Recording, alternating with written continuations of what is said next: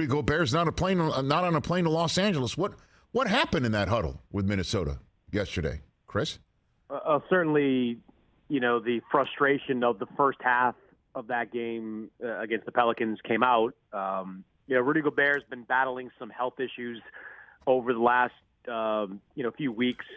I think Kyle Anderson was frustrated at what he perceived at least to be a lack of defensive effort at that point in time from Gobert, and it just bubbled over. But, this has been a maddeningly inconsistent season in Minnesota. I mean, this was a team that expected to be at a minimum in the top 4 of the Western Conference standings after the Gobert trade.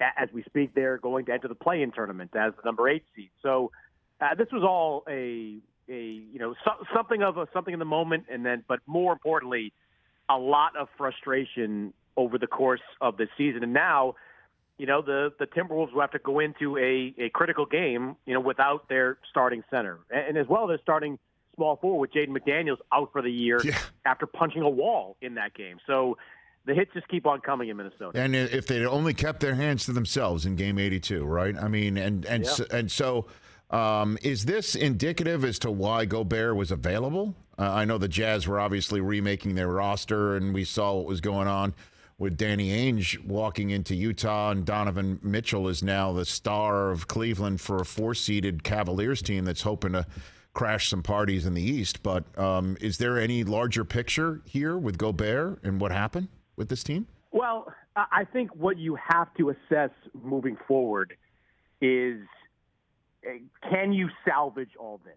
Now, Minnesota is going to be motivated to try to rebuild this whole thing with Gobert, with Towns, with Anthony Edwards going into next season. I think there'll be some substantive changes.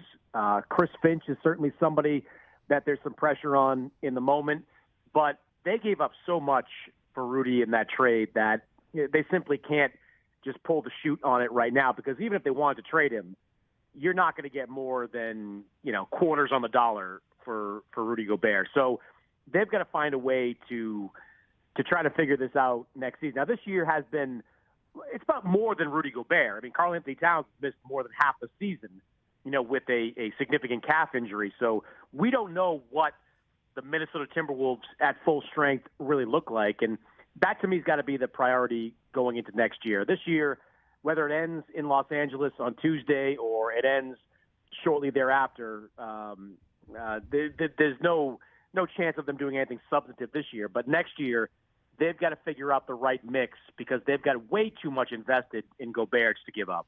Okay. And then do you want to, before I let you go, add your boxing analysis to Gobert? What was more impressive? The reach? What was it? His reach was impressive. I wouldn't call it impressive at all, actually. Oh. No leverage on the punch. I mean, you're talking about a 7-footer, 280. You got to really step into that punch if you're going to throw it. But look, to Gobert, I don't know if it's to his credit, but that would have been a lengthier suspension if he went for his head. I'll tell you that much. Like, Gobert, he aimed for the chest on that. Gobert could have aimed for the head. If he had taken a swing and connected with the jaw of Kyle Anderson, not only would Kyle Anderson probably be in some trouble, physically, but we would have seen the last of Rudy Gobert at the least for this season, and maybe the last of Rudy Gobert in Minnesota. Well, he figuratively and literally punched down. I still can't believe, I understand that we didn't even talk about Mason Plumlee and Bones Highland. I just can't believe that this happened in the final Sunday twice. It's kind of nuts.